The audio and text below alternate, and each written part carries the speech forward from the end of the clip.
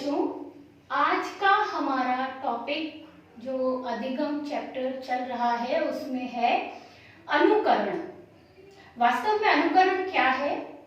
अनुकरण सीखने की ही एक विधि है, अधिगम की ही एक विधि है जिसका उपयोग सबसे ज्यादा हमारे विद्यालयी शिक्षा में होता है।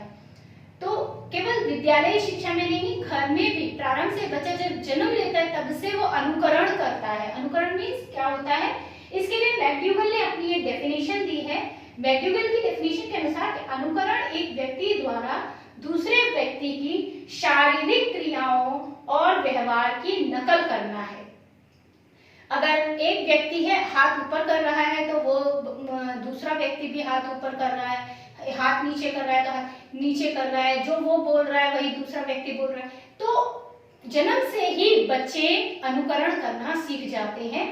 अनुकरण द्वारा ही उनकी सीखने की गति तीव्र होती है।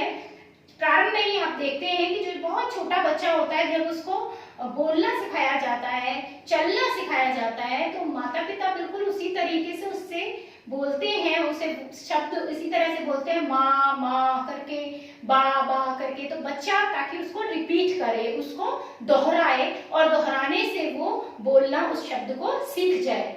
तो अनुकरण जो है वो प्रारंभ से ही शुरू हो जाता है, जन्म के स्टार्टिंग से ही बच्चे का अनुकरण करना शुरू हो जाता है। अब हम बात करते हैं कि अनुकरण की मुख्य विशेषताएं क्या हैं। तो मुख्य विशेषताओं की अगर बात करें तो पहली विशेषता है मानसिक विचारों का अभाव। जब अनुकरण किया जाता है, ऐसा नहीं है कि छोटे बच्चे ही अनुकरण करते हैं, अनुकरण हमारे डेली लाइफ में भी हम लोग करते हैं। जैसे एक व्यक्ति है, उसको सिलाई बहुत अच्छी करनी आती है, तो दूसरा व्यक्ति उसे देखता है सिलाई करते हुए कि अच्छा ये कपड़े को इधर से इधर जोड़ा, इधर से इधर काटा पीटा और जोड़ दिया, तो बिल्कुल वैसे ही दूसरा उसका फॉलो करता है, अनुकरण करता है और वो भी उसको करना सीख जाता है। इसी तरह विद्यालय में जब हमें पढ़ाया जाता है तो जब कोई परिभाषा है, टीचर बोल रही है, साथ साथ बच्चे बोल रहे हैं, तो वो परिभाषा हमको याद हो जाती है।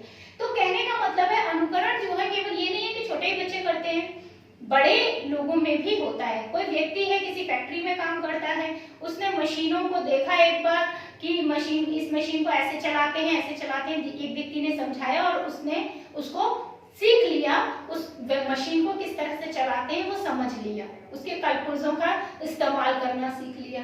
तो कहने का मतलब ये है कि अनुकरण जो है वो किसी भी आयु के लोग कर सकते हैं। मानसिक विचारों का लेकिन उसमें अभाव होता है। मानसिक विचारों का अभाव मतलब हम फॉलो कर रहे हैं, हम अपना कुछ भी नया नहीं कर रहे। ठीक है, इसका दूसरा पॉइंट भी इसी के जैसा है, मौलिकताहीन। मौलिकता मतलब नवीनता, नयापन। तो अनुकरण में कुछ भी नया नहीं होता है। ठीक है, एक व्यक्ति जो काम हमें सिखा रहा है, हम वो काम सीख रहे हैं, तो हम उसमें अपने दिमाग का इस्तेमाल नहीं कर रहे, हम अपनी विचारों का, अपनी सोच का इस्तेमाल नहीं कर रहे, इसलिए मानसिक विचारों का क्या रहता है? अभाव रहता है। जो हमें सिखाने वाला सिखा रहा है वही हम सीख रहे हैं। दूसरा, मौलिकताहीन का मतलब है कि कोई नवीनता नहीं है, कोई नयापन नहीं है, जैसा सामने वाला सिखाया जा रहा है वैसा हम किए जा रहे हैं। वो जिस तरह के प्रदर्शन कर रहा है, हाथों से, पैरों से, आंखों से, जैसे एक्सप्रेशंस कर रहा है, जैसा बोल रहा है वैसा हम उसको फॉलो कर रहे हैं, तो ये मौलिकताहीन है। नेक्स्ट, क्रिया प्रदर्शन पर आधारित है। अनुकरण ऐसे ही नहीं होता है, उसमें कुछ ना कुछ क्रियाएं की जाती हैं, या तो बोलकर बात को रिपीट किया जाएगा, या उसमें हाथों से एक्शन होंगे, पैरों से एक्शन होंगे, चेहरे से, फेस से कोई एक्शंस होंगे, एक्सप्रेशंस अलग अलग बन रहे होंगे, कुछ ना कुछ ऐसा होगा जो क्रिया जिससे प्रदर्शित होगी।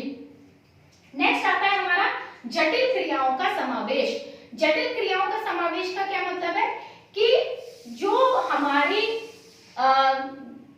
सिंपल सी क्रियाएं हैं उन्हें हम आसानी से कर लेते हैं। ठीक है ना, अब एवं ही हमको हाथ ऊपर करना है, पैर नीचे करना है या जो भी करना है तो हम आराम से करते हैं, कोई दिक्कत नहीं। लेकिन जब अनुकरण करना है तो अनुकरण वो काम ही का किया जाएगा जो काम जटिल है। हम फॉलो उसी काम के लिए करेंगे जिस काम को जो हम नहीं जानते, जो हमें आता है वो काम हम क्यों करेंगे। तो जो सरल काम होता है उसके लिए कभी भी अनुकरण नहीं किया जाता। अनुकरण केवल कठिन काम के लिए किया जाता है, जो काम हमको नहीं आता, जिसे हमें करना सीखना है, उसके लिए किया जाता है। नेक्स्ट पॉइंट आता है अपरिवर्तनीय स्वरूप।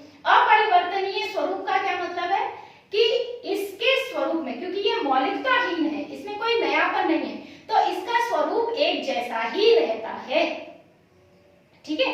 अगर आप एक कपड़े को बनाना सीख रहे हैं तो आप जब नकल करते हैं तो आप उसमें कुछ भी नया नहीं करते, आप उसको एज इट इज बनाते हैं।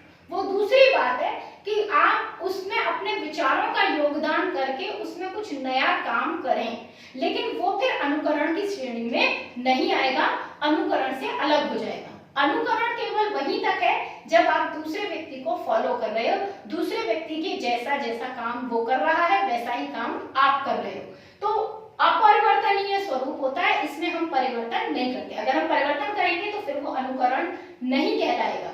ठीक है, तो अब हमारी बात आती है कि अनुकरण द्वारा जब हम किसी काम को सीखते हैं तो कौन कौन से ऐसे कारक हैं, कौन कौन से ऐसे फैक्टर्स हैं जो हमें प्रभावित करते हैं।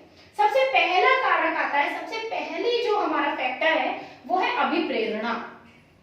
ठीक है, जब तक हमारे को किसी ने प्रेरित ही नहीं किया कि देखो जैसे मैं कर रहा हूं वैसे तुम करो, जब तक हमें प्रेरणा ही नहीं मिली तो हम वो काम नहीं करते।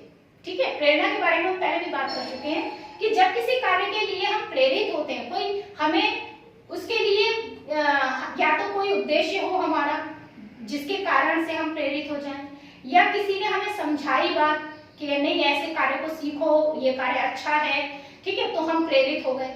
ठीक है, यानी हमने अपना मन बनाया उस काम को करने का। प्रेरणा का क्या मतलब हुआ कि हम उस कार्य को करने के लिए इच्छुक हो गए, हमने इच्छा व्यक्त करी कि हाँ हमें ये काम करना है, तो ये हुई अभिप्रेरणा।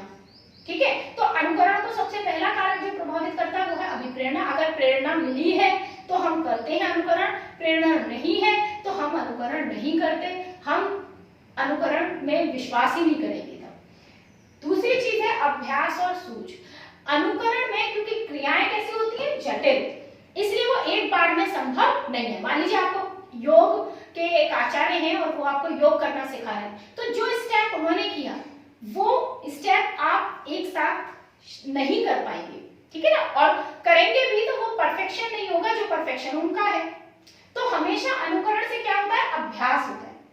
जब छोटे बच्चे को पहाड़े सिखाए जाते हैं तो एक बार बोल देने पर नहीं याद होता, हमने बोल दिया 2 एकम 2 नहीं याद होगा, हम उसको कई बार रिपीट करेंगे, 2 एकम 2 2 एकम 2, कई बार जाएगा, जब जाकर बच्चे को याद होगा। तो हम एक पहाड़ा पूरा पढ़ लिया, फिर दोबारा रिपीट, फिर तिबारा रिपीट, फिर चौबारा रिपीट, ऐसे जब आप रिपीट पर रिपीट करते जाएंगे तब अभ्यास से अनुकरण होता है, अनुकरण से हमें सीख पाते हैं। तो सीखने की जो प्रक्रिया है अनुकरण की, यह अभ्यास पर भी आधारित है। उसके बाद सूझ।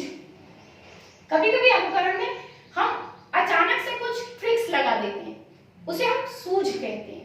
कुछ भी हमने एक ट्रिक लगा दी अनुकरण में, जैसे अगर आप देखेंगे तो एक कविता है, उस कविता के एक्शंस अलग अलग हो सकते हैं। ठीक है ना, तो एक व्यक्ति जो एक्शन सिखा रहा है, देखिए सीखने वाले की सोच उसमें शामिल नहीं है, इसलिए उसके मानसिक विचारों का अभाव रहेगा, लेकिन जो सिखाने वाला है उसके मानसिक विचारों का अभाव नहीं है। तो वो जो स्टेप करना चाहे, एक बहुत सिंपल सी कोई भी स्टेप वो ले या थोड़ा टफ ले, जैसा स्टेप वो लेगा तो वो अपनी सूझ के आधार पे लेगा। ठीक है, थर्ड आता है आपका अधिगम धारक। अधिगम धारक मतलब जो अनुकरण करवा रहा है वो व्यक्ति कौन है। ठीक है, अब व्यक्ति कौन है मतलब वो व्यक्ति है कैसा, उसका बौद्धिक स्तर कैसा है।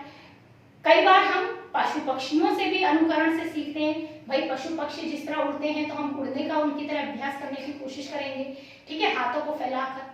ठीक है, पशु पक्षी जिस तरह से बात करते हैं हम उसको अनुकरण करने की, उन्हीं की तरह आप एक्टिंग करने की कोशिश करते हैं। तो ये जो अनुकरण है ये पशु पक्षियों से है, उन्हीं की तरह आवाज निकालना, है ना। लेकिन मनुष्य का जब अधिगम धारक है तो क्योंकि उनसे ज्यादा बौद्धिक स्तर उसका है, तो अधिगम धारक अगर मनुष्य है तो हम जल्दी सीखेंगे, अधिगम धारक अगर पशु पक्षी है तो हम देर से सीखेंगे। अभिरुचि और अभिक्षमता, हाँ सबसे बड़ी चीज रुचि। अगर हमारी रुचि है तो हम करेंगे। प्रेरणा तो तब दी जाती है कि हमारी रुचि नहीं है, लेकिन किसी व्यक्ति ने हमें समझाया, इसके लाभ बताए कि इस कार्य को सीखने से क्या लाभ है, तब हम तैयार हुए, हमें प्रेरणा मिली। या हमने किसी को देख लिया जो इससे लाभ पा चुका है तो हम प्रेरित हो गए। लेकिन अभिरुचि स्वयं की रुचि, हमें अपने आप में रुचि है कि हमें ये काम सीखना है तो हम वो अनुकरण करने के लिए तैयार हो जाते हैं। ठीक है, अगर रुचि नहीं होती है तो लगन नहीं होती, लगन नहीं होती तो उस काम को करने में मन नहीं लगता, तो अनुकरण करने में मन नहीं लगता है। बहुत से बच्चे होते हैं क्लास में, जब टीचर बोल बोल कर पढ़ा रही होती है बच्चे नहीं बोलते, ठीक है ना। तो जो नहीं बोलते हैं उनकी लगन नहीं है, उनकी रुचि नहीं है, इसीलिए नहीं बोलते और इसीलिए वो फिर सीख भी नहीं पाते। अभिक्षमता, अभिक्षमता यानी कि किसी व्यक्ति की योग्यता है कि नहीं है, ठीक है। कोई व्यक्ति होता है, एक बार किसी ने उसको सामने, उसने दूर से ही किसी को करते हुए देख लिया और देखते के साथ ही सीख लिया।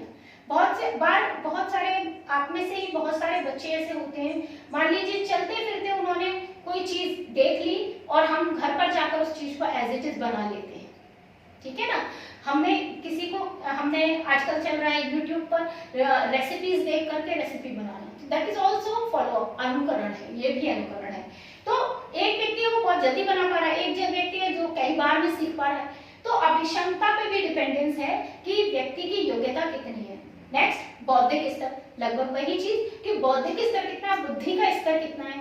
व्यक्ति का आईक्यू लेवल जितना ज्यादा होगा, आईक्यू लेवल ये आप लोग पहले पढ़ चुके शब्द हैं, है ना, बुद्धि लब्धि इसको हम कहते हैं, और इसके आधार पर लोगों का वर्गीकरण किया जाता है, मनुष्य का वर्गीकरण किया जाता है कि कौन है जो प्रतिभाशाली है, कौन मंद बुद्धि है ना, कौन सामान्य बुद्धि है। तो वो जो है बौद्धिक स्तर, ये भी मायने रखता है, जो प्रतिभाशाली वो जल्दी सीखेगा, जो सामान्य बुद्धि है वो थोड़ा प्रतिभाशाली की अपेक्षा समय लगाएगा और मंद बुद्धि बहुत समय लगाएगा। तो बौद्धिक स्तर पर भी हमारा फर्क पड़ता है, बौद्धिक स्तर भी प्रभावित करता है। आयु, छोटी आयु के बच्चे, उनके लिए आपको ज्यादा अनुकरण करना पड़ेगा, मेहनत ज्यादा करेंगे क्योंकि उनका बौद्धिक स्तर क्या है, कम, मानसिक विकास कम हुआ है। तो उनके लिए हमें बार बार रिपीट करना होता है, बार बार अनुकरण कराने के लिए बार बार उसको रिपीट करते जाना पड़ता है, तब जाकर वो सीख पाते हैं। बड़ी आयु का व्यक्ति जल्दी सीख जाएगा क्योंकि उसका बौद्धिक स्तर अच्छा है, मानसिक विकास हो चुका है। उसके बाद नेक्स्ट आता है वातावरण। हमारे चारों ओर का वातावरण भी इसमें बहुत महत्वपूर्ण भूमिका निभाता है। मान लीजिए आप पढ़ रहे हैं, मैं आपको पढ़ा रही हूँ और आप देख रहे हैं और मैं आपसे जैसे कह रही हूँ कि ऐसे लिखो, आप वैसे ही लिख रहे हैं, लेकिन पास में टीवी चल रहा है, तो आपका दिमाग बार बार कहाँ जाएगा, टीवी की तरफ जाएगा, ठीक है। तो हमारे आसपास का वातावरण कैसा है ये भी मायने रखता है। अगर शांत है वातावरण, ठीक है, अगर कोई शोर नहीं है किसी प्रकार का, है ना, कोई आपको बार बार डिस्टर्ब नहीं कर रहा है, तो वातावरण अगर अच्छा है तो अनुकरण भी अच्छा होगा, ठीक है। अगर वातावरण में शोरगुल है, तनाव है या किसी प्रकार का भी हस्तक्षेप हो रहा है, तो हमें वातावरण अच्छा न होने के कारण अनुकरण भी सही से नहीं होगा। नेक्स्ट आता है आपका पुरस्कार। अनुकरण में जब एक बार पुरस्कार दिया जाता है, ठीक है, तो वो बच्चे के लिए पुनर्बलन का काम करता है। पुनर्बलन मीन्स कि उसको प्रेरित कर देता है, एनकरेज कर देता है कि वो उसको और करे। तो जैसे एक बार किसी बच्चे ने अनुकरण किया और टीचर उसको क्लैप कर दे या टीचर उसकी प्रशंसा कर दें, उसकी तारीफ कर दें कि भाई तुमने बहुत अच्छा किया, तो बच्चा खुश हो जाता है, उसको लगता है कि मुझे मैडम ने अगर, सर ने अगर प्यार से बोला है और तारीफ की है तो इसका मतलब मैंने बहुत अच्छा काम किया है, तो वो उस काम को दोबारा करने के लिए तैयार हो जाता है। ये है पुरस्कार, ठीक है। इसके अलावा उसे ट्रॉफी दे दी, बच्चे को कविता सिखाई, बच्चे ने कविता अच्छे से सीखी तो हमने उसको ट्रॉफी दे दी, ट्रॉफी उसके लिए बहुत बड़ा पुरस्कार हो जाएगी। तो इट डिपेंड्स कि उम्र कौन सी, आयु कौन सी है, बट पुरस्कार भी हमारी अनुकरण में एक भूमिका निभाता है। नेक्स्ट, द लास्ट पॉइंट, परिपक्वता। ये मैं पहले भी आपको बता चुकी हूँ। परिपक्वता क्या होती है, मैच्योरिटी, कि एक निश्चित आयु पर हमारा मानसिक विकास जब पूरा हो जाता है तो एक निश्चित आयु पर किसी स्पेशल कार्य को करने की योग्यता आ जाती है, ठीक है। तो वो जो योग्यता है वो जिस आयु पर आती है वो हमारी परिपक्वता कहलाती है, ठीक है। उस आयु पर व्यक्ति परिपक्व हो गया। तो हर काम के करने के लिए परिपक्वता की आयु अलग अलग होती है। जैसे मैंने आपको बताया था, 1 साल का बच्चे की परिपक्वता की आयु जो होती है चलने के लिए होती है, बोलने के लिए 2.5 साल 2-2.5 साल का बच्चा है जो बोलना सीख पाता है ना। और आपका स्कूल जाने के लिए 5 वर्ष की आयु मानी जाती है कि वो, हालांकि आजकल तो 3 वर्ष की आयु में ही भेज देते हैं, पर लेकिन लगभग 5 वर्ष की आयु को माना जाता है कि वो परिपक्वता के लिए आवश्यक है। तभी मानसिक विकास पूरा हो पाता है बच्चे का।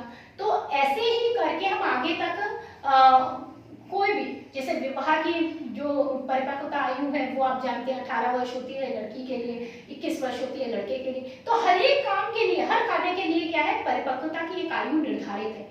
तो वो हमारी ही अनुकरण को प्रभावित करती है। परिपक्वता से कम आयु का बच्चा अनुकरण नहीं कर पाएगा, जिसकी परिपक्वता की आयु होगी वो अनुकरण आसानी से कर लेगा। तो ये हो गया आपका आज का टॉपिक अनुकरण।